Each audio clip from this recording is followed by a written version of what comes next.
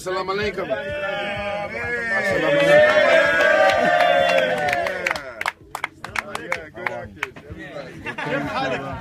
الحمد لله. Pleasure. Alhamdulillah. Alhamdulillah. أنا من عيال مقراف. Just got home, man.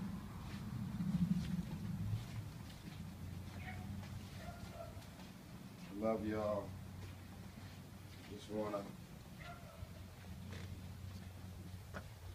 welcome. Come on in. Oh. While in Dubai and Abu Dhabi, it changed my life forever. Forever? Forever. No, I don't believe it. So, come on back here.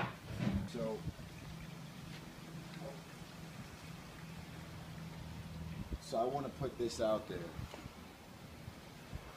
I've learned a lot about stereotypes.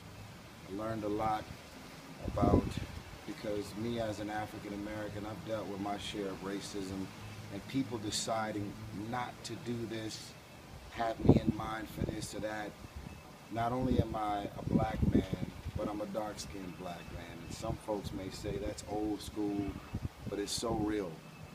I want y'all to understand that I personally went and visited the Middle East, Dubai and Abu Dhabi, and I felt the love and energy in America, but out there, I've never experienced the level of love that I've experienced in a short period of time ever in my life. And for those people of America who, because of all of the terrorist attacks and all of the things that have happened that's associated to the Middle East, I don't want y'all to clump the entire Middle East and all of the people of the Middle East with the bad habits and the bad moments that a few particular people have done. Because they've done that to black people, they've done that to white people, they've done it to Latinos. Because of one thing or several people from one particular race or group has done, they've clumped everybody all in together. My personal experience is that after my friend Paul Walker died, I was sad. It's probably my first time ever experiencing being depressed, but I didn't even know it. The great nation of Abu Dhabi and Dubai gave me my smile back, and I love y'all forever. I came home with a sense of purpose. I came home and I found my smile again. And I just wanted to send y'all some love and say thank you for everything. You have changed my life forever. Thank you for taking care of my friends and Will Smith, Maxwell, Red Cafe, just everybody that was out there in Dubai that I personally know. Thank you for everything. And I will never take my access for granted. We got big plans, big ideas, big plans. So thank you for everybody. I love y'all. Sending love from my backyard. God bless you. It's your man Tyrese. I'll be back soon, baby. I'll be back soon. Peace. Tyrese Gibson, and talking about the meaning of life. Have you heard of this Tyrese Gibson? Yes. Tyrese Gibson's also like a very good friend with Paul Walker. And he tweeted actually his video saying that this gave me life. That's amazing, isn't it? I've seen the video myself. We're going to go to a clip of it right now, so people who haven't seen it, we'll just go ahead for 30 seconds. You can see it right here. Then just turn up the radio as you learn to live a lifestyle of drugs, sex, and rock and roll. But in all honesty, I just need to know, is there more to the cycle than growing and getting old? Living and dying just to leave behind a happy home and a whole lot of property that somebody else is going to own. I just really need to know before the casket's closed, 'cause I'm not willing to gamble with my soul, nor am I ready to take any chances. These are just simple life questions and I'm just searching for some answers. Like, what are we doing here? And what is our purpose? How did we get here, and who made us so perfect? And what happens once we go, or is this world all really worth it? So in this clip, the brother goes into what most people are doing with their life. They're just like robots, just waking up for another day, another dollar, like zombies, being entertained, music, movies, following their desires. Were you kind of living the same life? Yeah, I mean, it was just one gig after another, you know, and the saying is, you're only as good as your last gig, you know, you're only as good as your last job, because you're constantly chasing. You're chasing the world, you're chasing the dunya, the material life, and you're never going to get there. You know, we see this with many of the stars or the famous people in the world. They have everything. They have the money, they have the wealth, they have the fame, but they're still not happy. Well, I mean, that's a fact. That's not fiction. And people think like, okay, if I achieve this stardom, I'm going to be like just in a world of bliss. But there's some of the most miserable people, you know, unhappy. Why are you taking drugs if you are happy?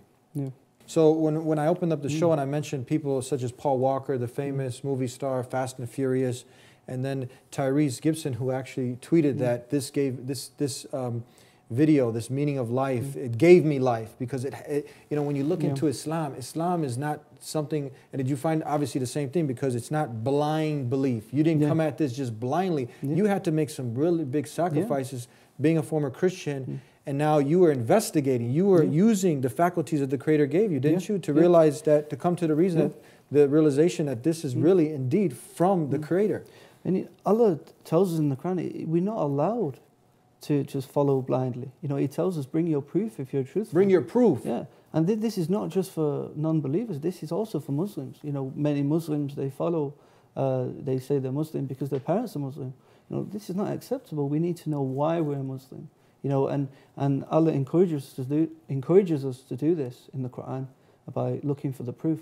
You cannot buy peace. I always say it. This is what I've said in the past. You cannot buy a 6-pack of peace.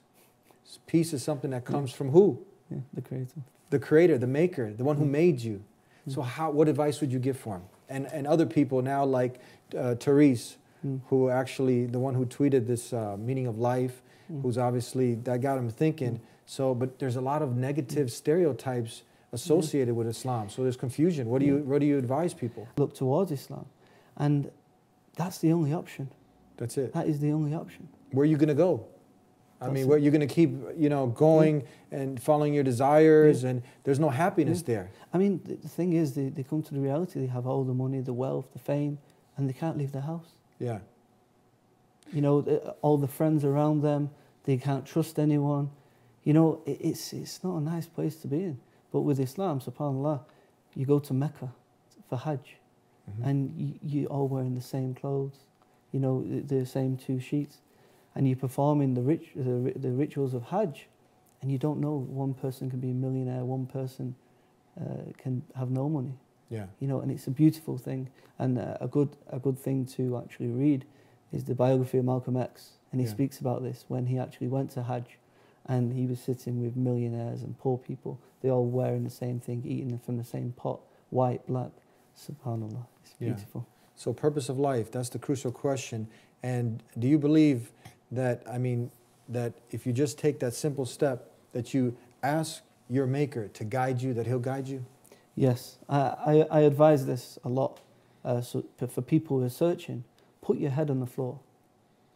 In the state of prostration, like all the prophets did, and ask the Creator of the universe to show you the way, to guide you to the straight path. And someone who sincerely asks for guidance, subhanAllah, they'll find it in Islam.